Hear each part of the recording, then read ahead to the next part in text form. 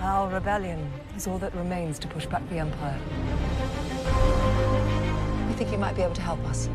When was the last time you were in contact with your father? What is this?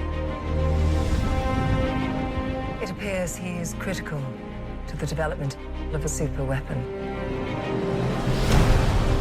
If my father built this thing, we need to find him. All right. How many do I need? They are requesting a call sign. It's, Rogue. Rogue One. Like everybody else in the world, y'all been waiting on this. I mean, The Force Awakens, that was cool.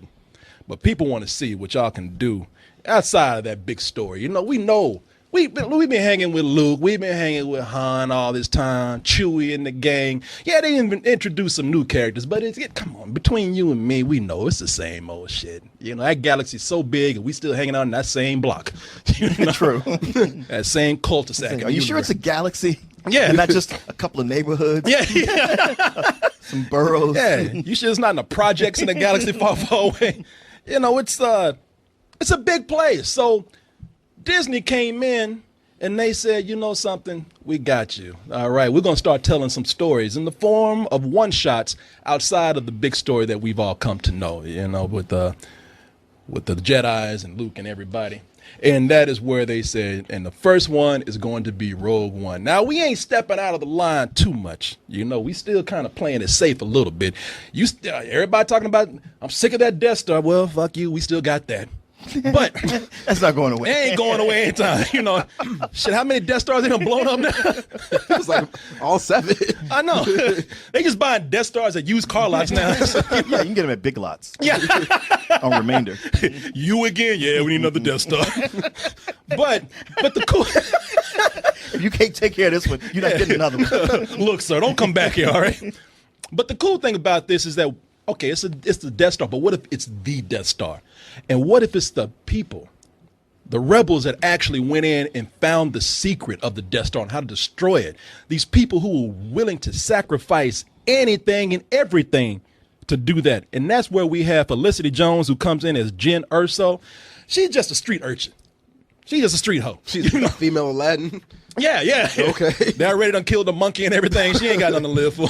But she's out there, you know. Really, she's lived a hard life over there in projects over there in the galaxy. And, you know, orphaned at a young age. And that's because her father, played by Mads Mikkelsen, is the guy that helped, actually the man behind the Death Star. He's the guy that created it, built the plans for it, the genius behind it.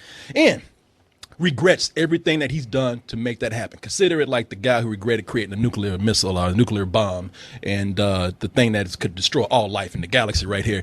She lost her father at a young age, pulled away, Empire pulled him back in, lost her family, has no family at all right now but them streets. And to give her life meaning, the rebels come in, they say, all right, look, you ain't doing shit. So how about this? I mean, we can put your ass in jail where you can just rot, or you can give your life meaning and you can help all the rebels out here because, you know, your dad was some big shit.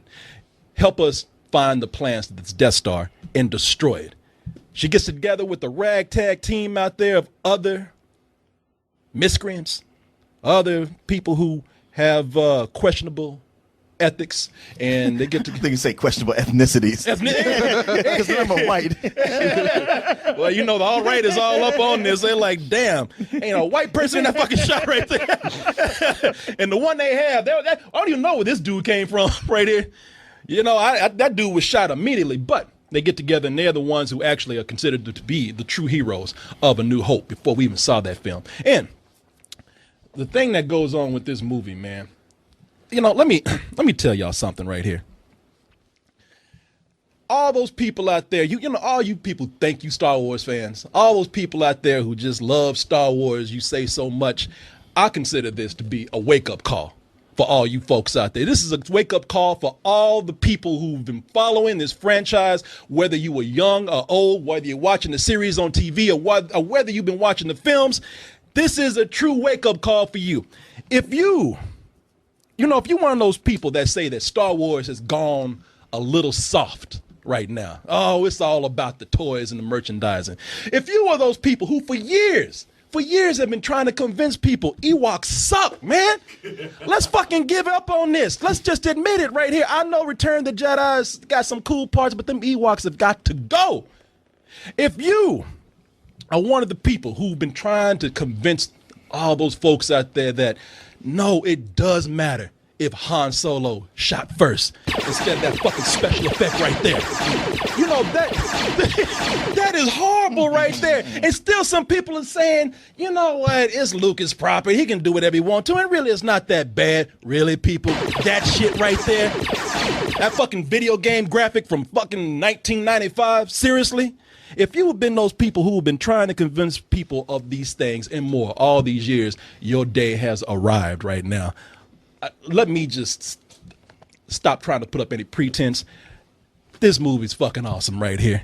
I feel like this, they answered what I wanted. You know, yeah, Martin got on me like, they ain't making movies for you. Yes, they are. I'm a fan. I supported this series.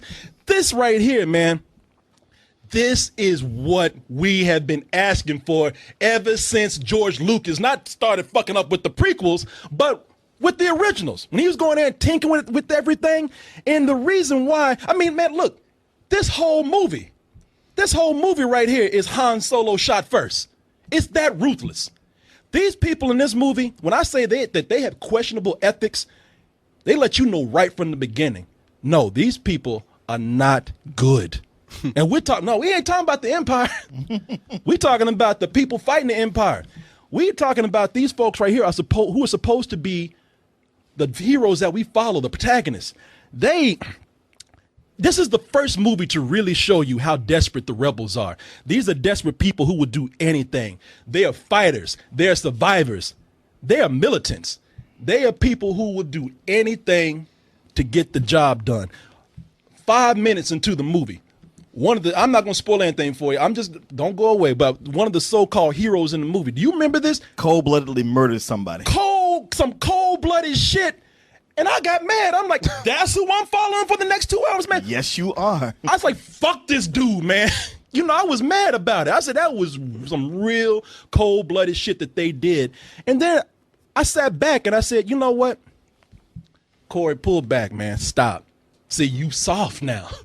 You know, you let these movies soften you. You let these movies soften you. No, this is the real gritty shit right here. They warned you. They told you. They tried to wake you up and let you know this ain't your usual Star Wars shit. As Martin like to say, this ain't your daddy's Star Wars. Am I right, Martin? No, you're right. It's not your daddy's Star Wars, but it's the Star Wars that your daddy has been wanting. And yeah, it took your precious little pink asshole and shoved a dildo in it. Jesus Christ, Martin. You see how it's corrupted Martin this movie right here? Martin talking about taking this movie and raping you with it. That's how good it is. But it has stakes. This movie's all about stakes. You right off the bat, you see when that character murders somebody, your hero, cold-blooded, and it's like, man, you didn't even have to do that. And he tells anybody who asks, he's like, I don't give a fuck. We're at war. You think I'm bad? Look at the Empire. And once you look at them, you go like, okay, fair enough. Point taken. He's like, he really says, man, I've been fighting this shit way too long. Since I was 6 years old. Since I was 6 years, I don't give a fuck anymore. He's like, I don't even know I don't even know why I'm killing people anymore. You know, I'm just doing it because out of habit. This is what they said it is. It is a war film. And they're not trying to hide that at all. When I say that this is a war film, you got things where it looks like news footage. You got ambushes going on, market squares blowing up. I'm surprised somebody hasn't already come in and said, wow, you know, given the terrorism that we have going on in the world today, this movie's a little insensitive and it's a little bit too close to home. It should. It should. That's what's needed. Because the earlier Star Wars, they felt like World War I, World War II films, you know, where you had the good guys and the bad guys and the dogfights and all. And this feels like a on-the-ground war with insurgents versus rebels, like war in Iraq. Yeah, exactly. And you're on the side of the Iraqi rebels. So this is the first Star Wars with a war actually in it. Yeah, I thought CNN went to another planet and filmed this shit. You know, it was. This is. To the point where they even show kids in the street in danger. You know, almost getting killed. I mean, it's almost like they really studied war footage and tried to mimic that. This is a dirty, dirty, dirty world right here. And because of that, there are no cute moments here. You have Diego Luna, who's leading up this the ragtag rebellion. He plays Cassian Andor. You know, you don't get no moments. There are no cute moments in here. You're not getting moments where There's a couple. Well, there's a couple, but really not like they are in Force Awakens. You're not getting Diego Luna going around sniffing around Felicity Jones talking about, hey, you got a boyfriend? Huh? You got a boyfriend? You ain't doing that shit. All that Force Awakens shit. They're not doing that. Here, this is something where stakes are high, man, as Martin said. These are people who really feel like they have nothing to lose, and the movie is going all out the way to show you that. They are not holding back. And that is a great thing for a lot of these characters here, because a lot of these characters, they all are sort of have the same level of desperation, and they all seem like they fit together in this world, especially Felicity Jones. Felicity Jones, she's in the movie, as I said, she is as cold and she is as tough as any of the guys in here, as anyone in this movie. She naturally fits in with all these hardcore characters right here. She's not scrappy. You know what I'm saying? Right. She's not a waif running through the street. She's not a cute fighter. No, she is desperate as anybody else in this film right here. And really what makes that what is so great about that is that for a lot of scenes, she does not have a lot of dialogue. For a lot of scenes that she has in here, she usually speaks with her actions, which really means that she's beating your ass. What now? I don't know. Must be another pickup. I thought we had everybody.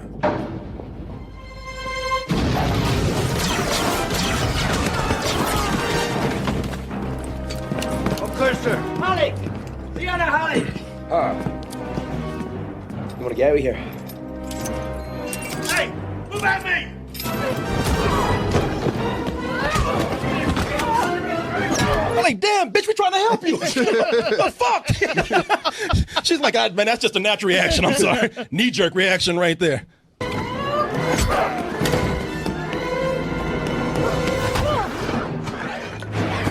Sit your ass down. Yeah. Congratulations. You are being rescued.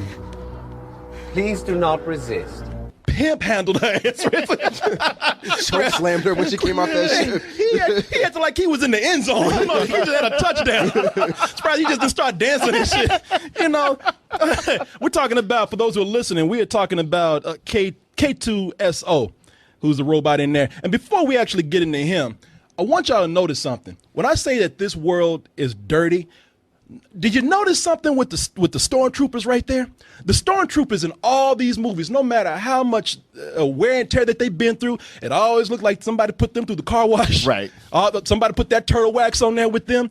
I think this is really the first time that Star Wars just sat around looking like Pigpen from Charlie Brown. They got a coat of dirt and dust on them. It's a war. Yeah, it's a war. I mean, they are dirty. I was watching this, and I wanted to go to that stormtrooper's helmet and just put "wash me" on there. Just lick your fingers real quick. Like, yeah, let me just get some of this. Yeah, for like you. your mom and shit. You got a little something there. Yeah, boy, why you so dirty? What you been doing? They are. As much as I'm not talking shit about The Force Awakens, but one of the things that we saw with The Force Awakens that was actually done very well is that, with a lot of practical effects, and they got back down to everything looking like it was worn out. And this movie takes J.J. Abrams' lead right there and even pushes it more. This is continuing to create the trend in these films where this world feels very much real at this point, which, again, drives home all the war. I mean, when things start going down, it feels like things will get destroyed. True. What you want to say, sir? Well, it's just, it has... besides this movie having stakes, it just has so much allegory to our world and what's going on. Oh, yeah. I mean, I felt so emotionally invested in what was happening. I don't want to talk shit about the Force Awakens. They're different movies, and through this, it did point out some things that worked about Force Awakens and things that didn't. Force Awakens, of course, is such a love letter to those first movies. It's almost like a greatest hits, or some people say a fanfic. Yeah. But it was nice having the humor in there. It reminded you what you liked about Star Wars.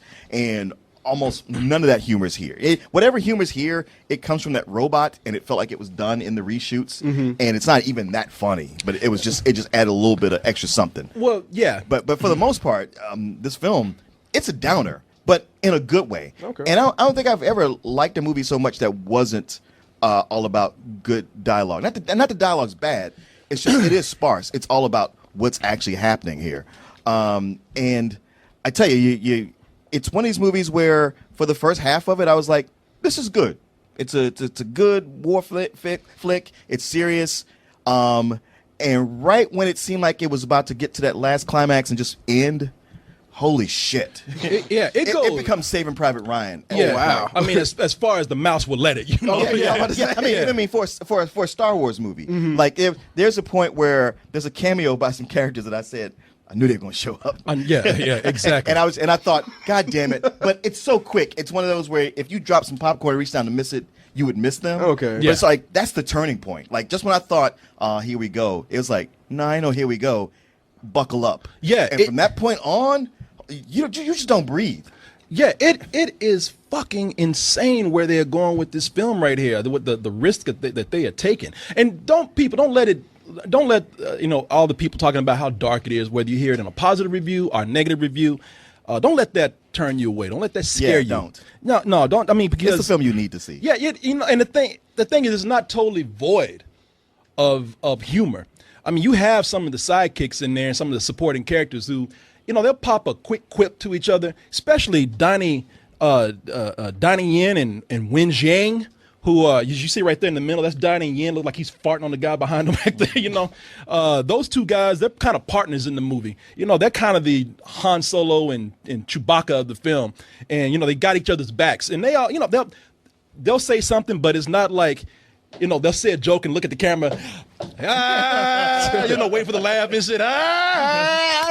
They say something and they move on to kicking ass again. Yeah. But as Martin said, the true humor comes from that robot, K2SO, voiced by Alan Tudyk, Disney giving him, they love him. I mean, they gave him money just for being a retarded chicken in Moana. True. Oh, yeah. Yeah. If you don't think he has range, then, he goes from cluck into like being like, this cynical droid right here. And what I like about K2SO is that it's just what I predicted from the trailers, man. He's letting people know. He's like, look, I don't give a fuck if you buy my toys. You know what I'm saying? I'm not here to be a little kid's bitch. I'm not here to be a marketing ploy. I'm not that fucking BB-8. I'm not no mascot. As Martin said, I ain't no C-3PO. I ain't no house nigga. Look at it. It's over there, Master Luke. He's telling on other droids right now. Look at it. I seen him running over there, Master Luke, with them Jawas and shit. R2 running.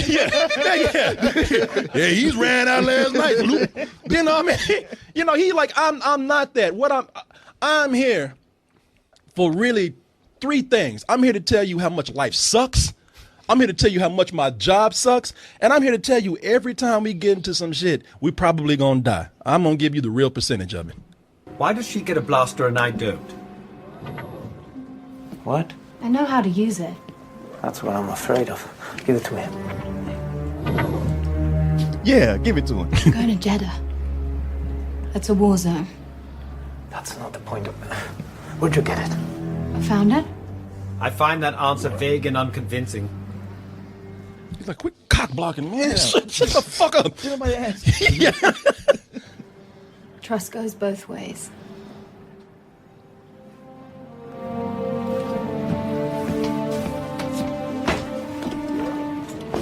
You're letting her keep it. Would you like to know the probability of her using it against you?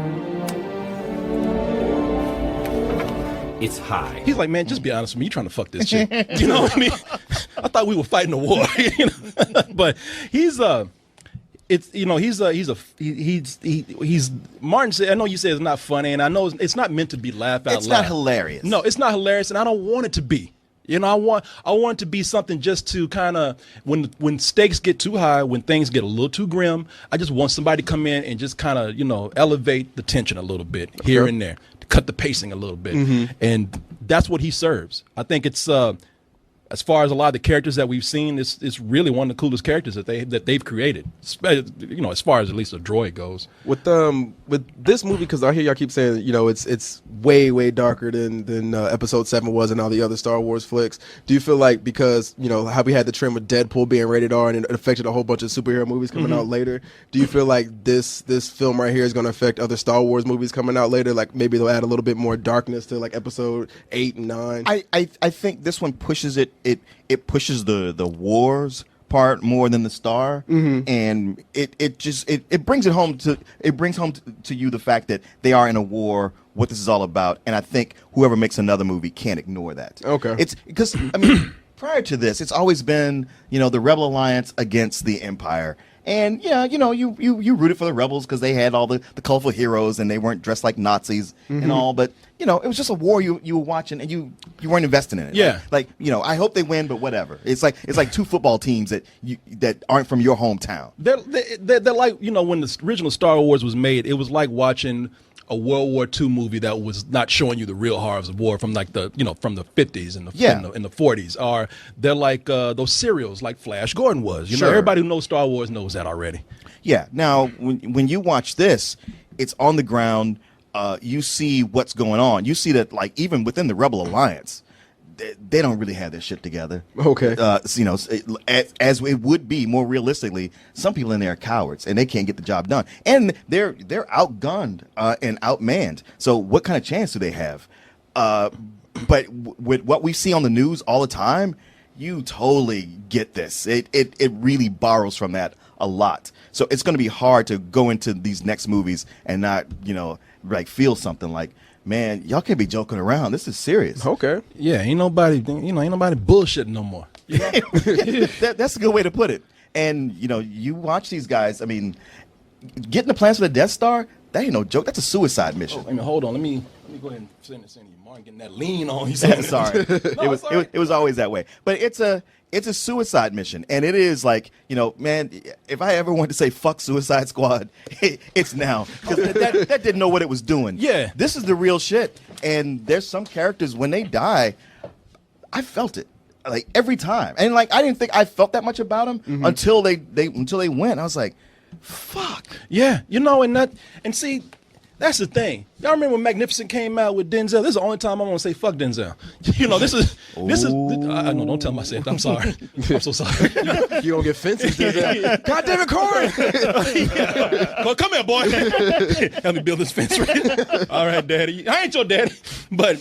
No, this is what Magnificent Seven wanted to be. Even though this is kind of a war film and a western in a way. You know, all these people from different backgrounds coming together to defeat a big villain, and with this being as dark as we're saying, first of all, to answer your question, it's going to depend on how much money this makes. Okay. On the kind of risk that they want to take. I guess that's true. You know, if Sweet and Fluffy sells with Star Wars, you're gonna get the Ewoks 2.0. You know, if this works, if people go for this, then that Han Solo movie is gonna be badass when it comes out, because they're already talking about that's gonna be a western. Okay. The transporter in space. Yeah. Don't say that. Okay. Don't do that. Don't curse this shit before they even got started. My Audi Millennium Falcon.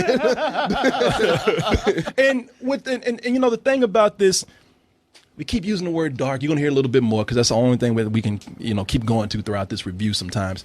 But with this being as dark as it is, it actually makes the triumphs and the victories feel like, they're at a heavy cost, so they seem more satisfying. Yeah, they earn those victories, whether they are big and small. Man, anytime these guys get by, right? Like, thank God, shit, give them a break.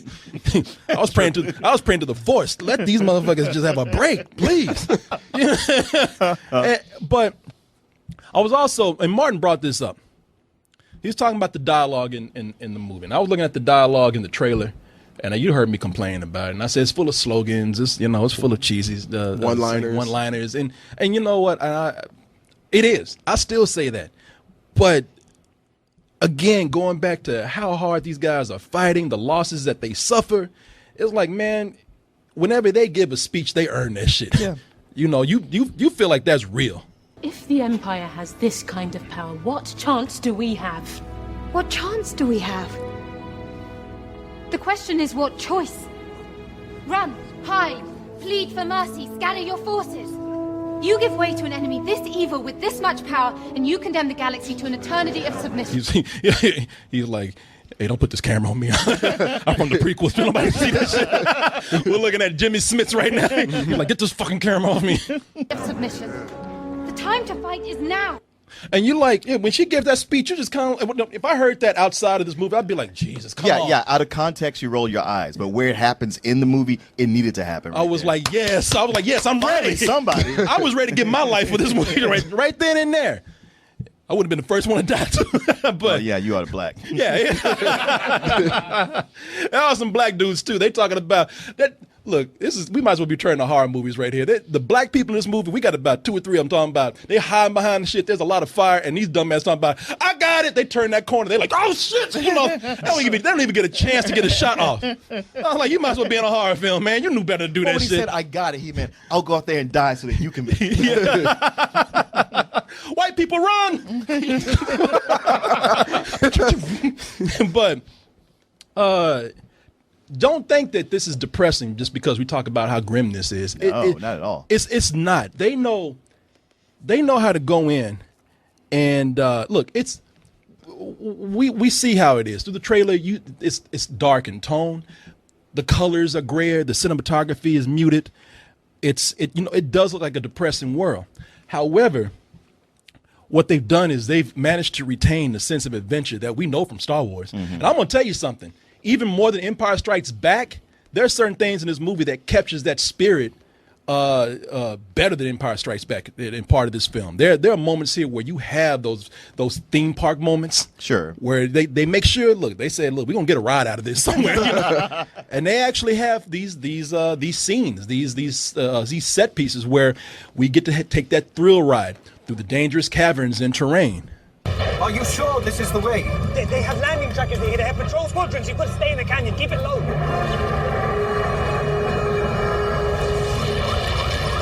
Put the right. There's a 26% chance of failure. You and your fucking percentages, man. Mr. Sulu was always doing that. Yeah. He's like, shut up. Yeah. I'd hate for him to be my wingman. You have a 10% chance of getting laid. Shut the fuck up. It's drastically fine. Damn it. It's 3% now. I have a 95% chance of taking your bitch tonight. I didn't even invite you, man. Get the fuck out of here. It's a point where he does get on your nerves. Like, man, ain't nobody talking to you. Can you go once? Just help us out. Drive, bitch. Just drive. Ain't nobody asking you to talk. You an Uber driver right now. Shut the fuck up. But, and Martin already said it, man. That last battle, and I've read some reviews. They keep saying I don't want to keep repeating what people say, but the last third of the film, they say that is everything that you were building up for. Even if I was loving the movie, and there were some parts in there where I said, okay, this could pick up, but where you see it leads to, it is amazing, man. Almost any time that I was feeling like this about it, it all led to something to where I look back and go like, oh, I see what you were doing there. I'm sorry. This is all fine.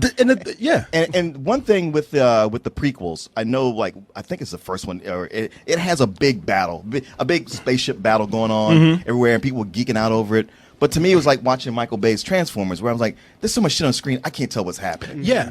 Not in this. I mean, there's tons of ships flying around, fighting each other, all these simultaneous dogfights, but you can really see and feel every one of them. And they were all exciting. Yeah, it's it's not only the thrill of the what's going on at the end, the battle, the fighting. No, it's the fact that it genuinely feels heroic. Oh yeah. I mean, it feels like these people, they have a real cause right now. I mean, it feels like, everything that they're doing, you feel the sacrifice. You feel that they feel like they're doing something for a bigger cause. It's look, I know I'm sitting up here with my dick out and I'm just jerking it hard right now, but I'm telling you, I'm calling all you fans out right there. All you people who thought you were Star Wars fans, you defended this shit. You know when people first saw the prequels and they came, oh my God, it was so amazing. This movie here is what you thought you saw. This is what you tricked your mind into thinking that you saw. No, you didn't see this. You didn't see that shit. This is what you were truly waiting on. It is time to cut the bullshit and call those movies out for what they are. Even Force Awakens to a certain extent. Even Return of the Jedi. And fuck those prequels all the way even more. I like the way Disney got a hold of that shit and they just curb stomping the fucking Star Wars theory. Everything that Lucas has done and fucked up on, they just stomping it more into the ground. This is the shit y'all been waiting on. It's time for you to wake up and admit it. And look, I ain't gonna sit up here and tell you that this movie is perfect. It's not. It is not perfect. I would sit up here and tell you right now that one of the things that I think that is missing, one of the things that I think that they actually could do better on is, as much as I enjoy these characters, as much as I think that I like the way eventually they work together, and some of them give up huge sacrifices for the cause. Martin, I like to see how you feel about this. I never really feel like they like a lot of them actually built up that strong camaraderie.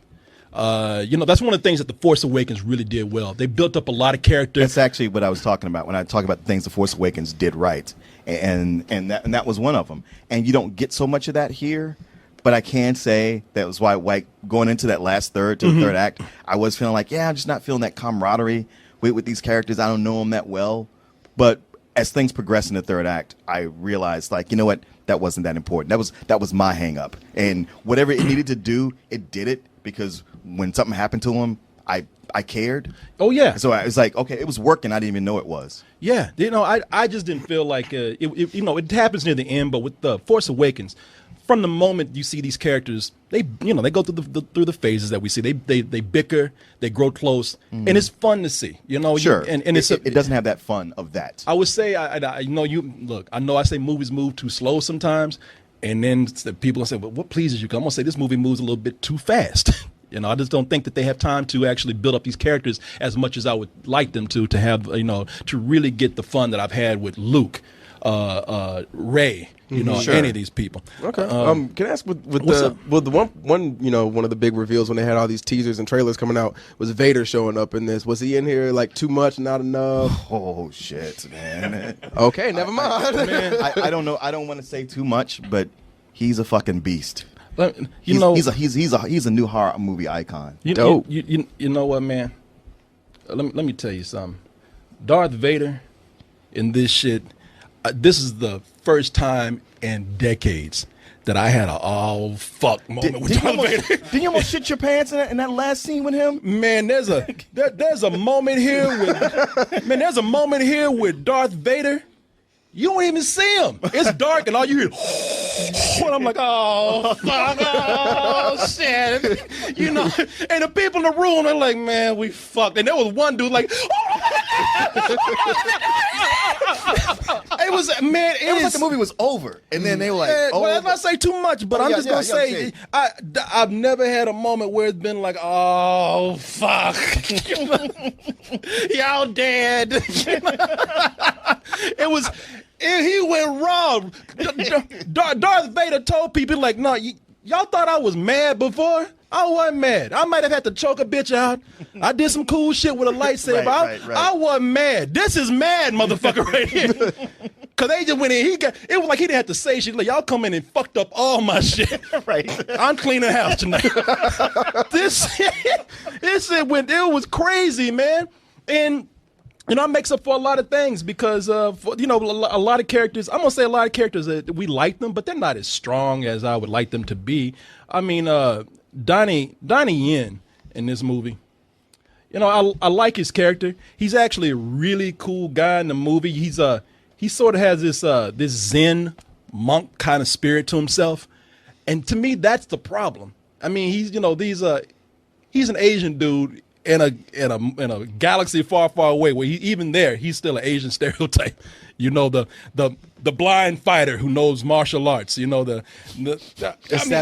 The Satoichi, yeah. I'm not complaining too much about it, but it's a transparent character. There's not a whole lot of depth to it. I mean, this is something that we see from a martial arts movie. I mean, he's Asian, and they cast him in there as that. I mean, it might be diversified casting as far as appearance, but as far as what he plays, did you want it whitewashed? No. It's not Forrest Whitaker doing it. It's not whitewashed to. Well, no. I mean, he could have been a guy. You could have had an Asian character who could have been one of the badass fighters on the side. But you did his buddy. Yeah, no, you did have that, but still, I'm just saying that he played sort of a stereotype. I'm not complaining too much, but I like that not too much. Forrest Whitaker in the movie, looking at him in the film. Let me see if I can find a shot of him right here. In that voice. I owe the Hut some money. In the Forrest Whitaker in the movie. Forrest Whitaker is an amazing actor. Don't get me wrong. I'm not trying to come in and criticize the guy as the talent that he has, but I mean, he's a dude. I mean, his nappy hair is just choking his ass out to the whole movie. He's fight for life and shit. I was like, wow, man. I'm. It's cool that you adopted this voice, being that you are also half machine. It just felt a little bit forced. That's all I'm saying. It's waka waka waka. I didn't. God damn it, Martin! I didn't mean that. Fell into his trap. I sure did. Put it out there. Is that a pun? Oh no! It's a trap. It was forced. Oh shit! Kaboom! But a lot of things come in, and you have to look past these flaws, because one of the most important things that this movie does is that it feels like it's connected to a movie that was made in the 70s. And it perfectly connects. It's like Legos the way it connects. But it's just the look. The real star of this movie is the costumes, the art direction. It miraculously, it pulls off this whole thing where it feels like it's new. You can tell it's slick. All the CG effects are there. We got the eye for it now. We know that those are CG effects. Those are not practical all the time, but they're mixed in with practical effects well enough to where they blend in. But most of all, it's not even the CG effects. It's not the droids. It's not the aliens. It's the hairstyles. It's the costumes. It's the things that people are wearing that looks like it's going back to the 70s. It keeps it rooted in that film, and I'm amazed at how well they do it. Again, that's why it's so important for this film to be as dirty and gritty as it is, because it fits there. Can I talk about the one thing I didn't like? What's up, sir? Because there's little things where I go like, well, there's there's fan service here, and it's kind of nitpick. I ain't worried about it.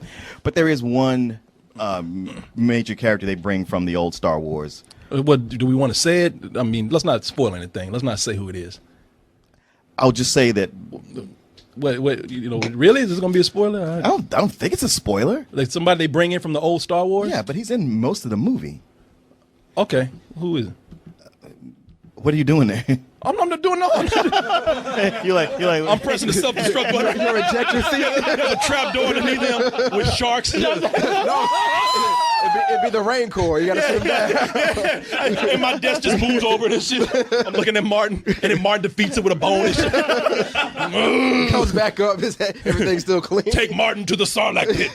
But no, who? Grand Moff Tarkin. Oh, Peter Cushing. Peter Cushing, who died a long time ago, and they bring him in, and at first you see him from the back, and you're like, oh, that's pretty cool. They got an actor who looks just like him, and he turns some, and they say, oh wow, they use CG to recreate him a little bit, and it looks great, and it's almost like they went, you see that? Does that look good? And I'm like, shit. Well, shit, it looks this good. Let's just show him front on, and you're like, all right, and then they show him a lot, and it does it doesn't fool you. I mean, the technology is so close, but it's still the uncanny valley, and it looks like modern video games that look very realistic.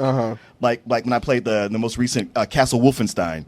Yeah, it looks very realistic, but not quite real. So it's like Paul Walker in the Fast and Furious. But they lean on it a lot. There's a lot of scenes with him full on. Okay. And it was like the one thing consistently through the movie I was just kind of like, man, you guys, I wish you stopped doing that. Just have him turn his back, throw him in shadows, something. It doesn't look quite as good as you think it does. It's just one where his eyes. It's the eye contact. Like it just can't sit still. Like if I was talking to you, but I'm talking to you, but my eyes are still kind of looking around the room the whole time. You know what?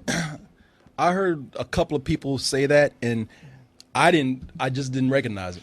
Really? I didn't see it, man. Now that's the original. That's right a real there. photo. Yeah, they ain't. Don't stupid. Man, look how convincing that is, right there. You know, Corey, can you tell the difference, man? I cannot. Corey, as somebody who plays video games a lot, you will recognize it. Okay. It didn't bother me. I know, and look, I'll concede to people who say that. I'm just saying I didn't notice. But if enough people are complaining about it, I'll say, okay, I see where you're coming from. Maybe I was just wrapped up in it, and I had my Star Wars blinders on and shit, and it didn't bother me. I was so wrapped up in the film. But yeah, I've heard it already said. It's fucking weird. You know what people say. And it didn't have to be, but they were so impressed with it, they just kept showcasing it, and it's like, oh man, don't do that. Shit, I thought you were gonna talk about how young Son Han Solo came into the movie and that. No, I mean, I'm just kidding. Twitterich word. Kidding. You know what? But a big thing about this movie, a lot of what it's about, is fixing something that was wrong with the original Star Wars, A New Hope. What's it? There's this one plot hole in the original thing. I got you. And this movie fixes that. And I will tell you something. All that old technology that they have there, they had some cheap special effects to go here, and you know, some people are so grateful that this is a prequel, because you know, if you look at Darth Vader, I was just looking at this picture, I was like, damn, it looked like he went to a 1980s Radio Shack and built that belt. You know, Spinal Tap. Yeah. I mean, that's from a 1970s TV station right there. Yeah. That he made a belt out of. Did they change it in the movie? They did not. In fact, they went a little bit backwards. It looked like he was wearing some shit from Fisher Price, you know, in the film. But again, if you're a fan of the movie, your mind makes that connection right there. You cannot understand how important that is. And as Martin said, the very last thing, this could have been a movie that was deeply depressing, but one of the last things that they do in this movie, right when you're about to say, oh man, I'm gonna go home and kill myself, you look at this and you're like, there is hope. You know, it's like, wow. Right. Yeah. It's like, man, the way that connected right there and the way it just lifted your spirits immediately, you're like, fuck yeah. You know, and actually did that. I'm like, fuck yeah. That Star Wars nerd came out. It did. I mean, my pubic hair just went back in and everything. Oh. Your virginity returned. Yeah, exactly. Yeah. His hymen. All of a sudden, just pimples just popped all over my face. I got home, my fiance was gone and shit. Where did you go? but people, quit fucking around. Force Awakens was good, not great. The prequels suck, and the Return of the Jedi is a fucking Muppet show. Oh, calm down. No, I'm not calming down. I'm going to say it bold. I'm going to say it clear. I'm standing on top of a fucking mountain. I'm letting you know this is the best Star Wars movie since Empire Strikes Back. You want to know the order of it? Empire, New Hope, Rogue One. I fucking said it. I mean it. And some of y'all going to walk out saying I'm full of shit, and you going to say it too. I can't wait to see this movie again. You thought the mouse was going to take this and make it cuter, cuddlier, try to make some money off of it by putting in some funny stuff. Oh, and the way that movie opened up right there with that beautiful shot. And who's that actor? I thought you were going to have his name. I started to look it up. I was like, oh, Korey will know. Oh, well, Korey don't know. Mr. Sad Face. Any of that guy who always looks wet most of the time we see him? Yeah.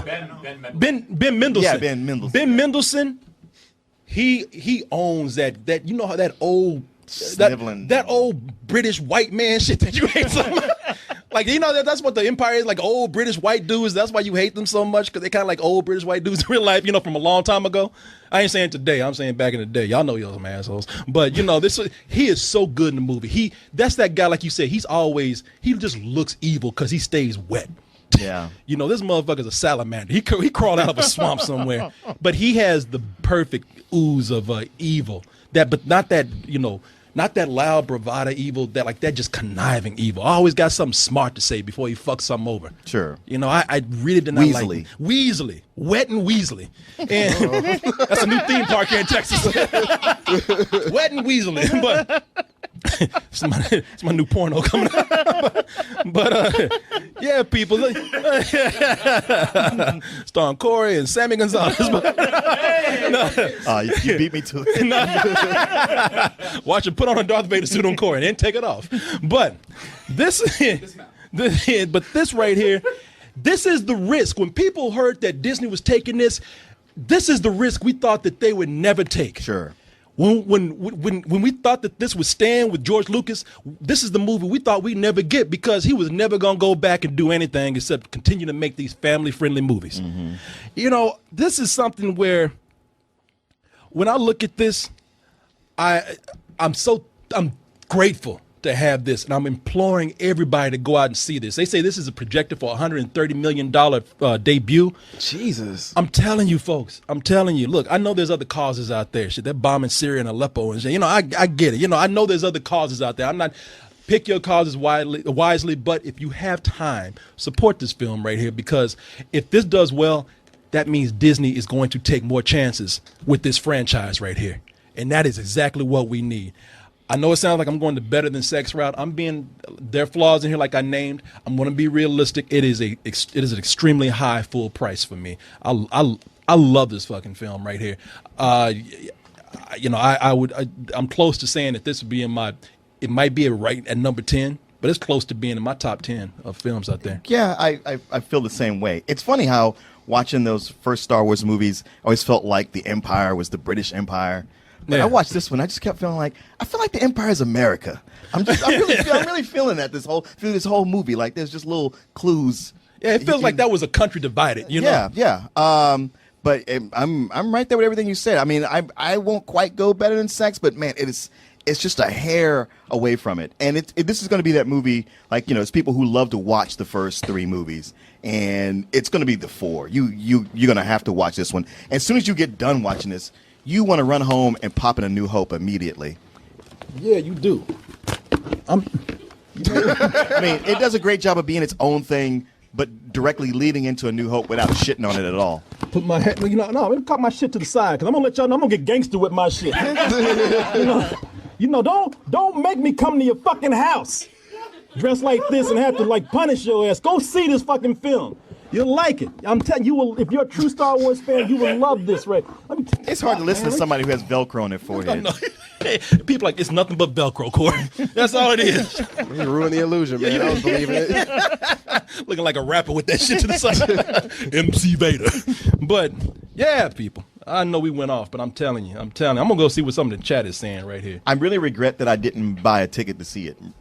So I could go watch it again right now. I'm going again on Friday, man. I'm going to be in Houston. I told somebody to buy me a ticket because I'm back up in there, man. I'm loving Somebody buy me a ticket. Loving it right here. You're all rebels, aren't you?